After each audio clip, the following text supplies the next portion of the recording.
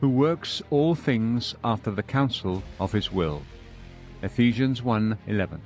Our belief in God's wisdom supposes and necessitates that he has a settled purpose and plan in the work of salvation. What would creation have been without his design? Is there a fish in the sea or a bird in the air that was left to chance for its formation? No.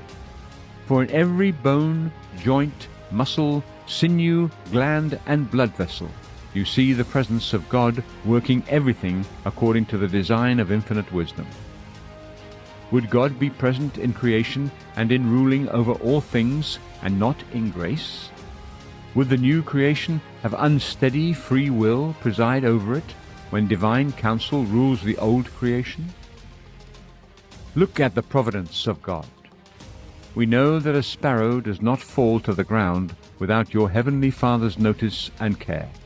Matthew 10:29. Even the hairs of your head are all numbered.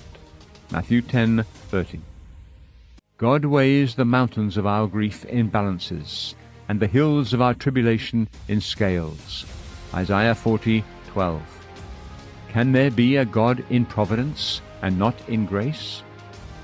Will the shell be ordained by wisdom while the kernel is left to blind chance? No. He knows the end from the beginning. Isaiah 46:10.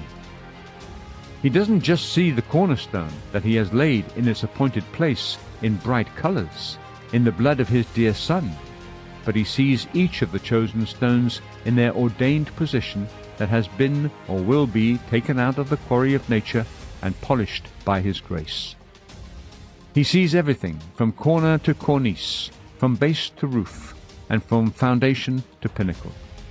He has in his mind a clear knowledge of every stone that will be laid in its prepared space, how vast the structure will be, and when the top stone will be brought forth with shouts of "Grace, grace to it." Zechariah 4:7. In the end, it will be clearly seen that in every chosen vessel of mercy God did as he willed with his own, and that in every part of the work of grace he accomplished his purpose and glorified his own name. By him all things were created, in heaven and on earth, visible and invisible, whether thrones or dominions or rulers or authorities. All things were created through him and for him. And he is before all things, and in him all things hold together. Colossians 1 verses 16 to 17.